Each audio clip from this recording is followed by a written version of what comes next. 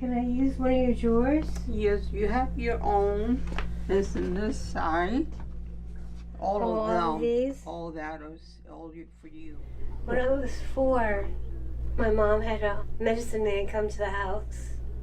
He named me Little Fawn. My sister was Meadowflower.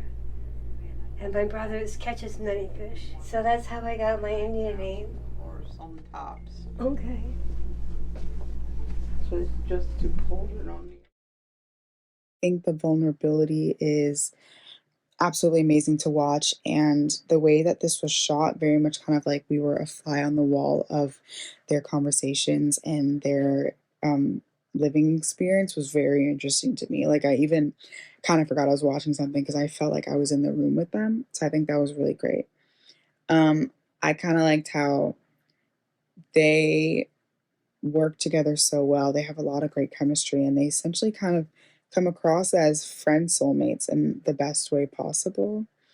Um, I think this piece was really cool, especially because I feel like once you know a little bit about someone, especially if something as um, important as them, their like criminal history or whatnot, it's very interesting how I liked the choice of not saying it until the end, unless I had missed something in the beginning, which I don't think I did. But I think it was very interesting because I don't think I was really catching on that they had committed a crime or they were in some sort of facility in which um, that is a reflection of that, because they were treated as people and they were given backgrounds and building sympathy and whatnot. And I feel like that was a very good way to kind of show how it's so easy to judge someone you don't really know if you don't know what they've been through.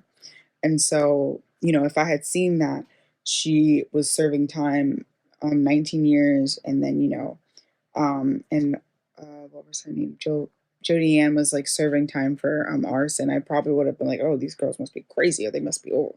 But like hearing their stories first and then knowing why they probably did what they did, and learning how misguided they were and they didn't have the support that they should have had and deserved, was very interesting. So I think this was a great piece and a great way to kind of emphasize that point of you can't really judge everybody. The lack of soundtrack or the score.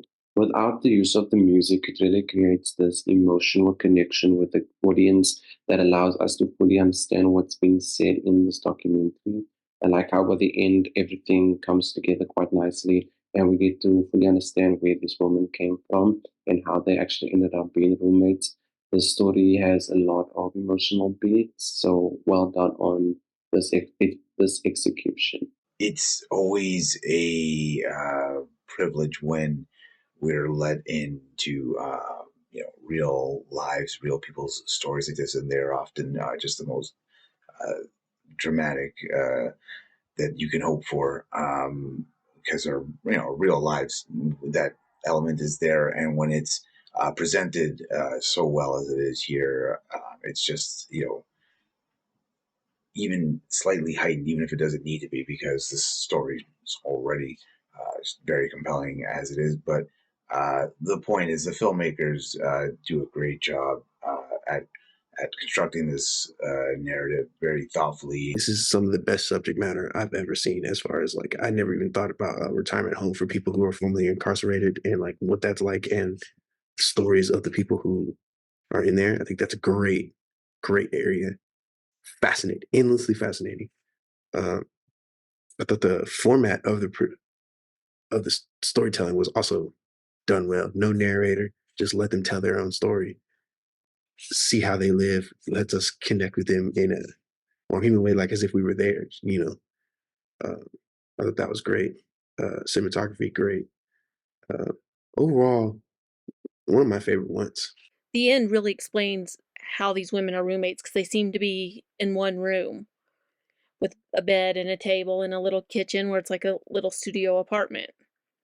I think this nursing home for the formerly incarcerated women is a really good idea, because it's clear that these women were abused by their husbands, by their partners, that they grew up with in an abusive life, and they did what they had to get away from that. I hope, one mentioned she has a son, I hope he's still around and helps. and comes to visit mom and understands her story a little bit. And if he doesn't, maybe this documentary would.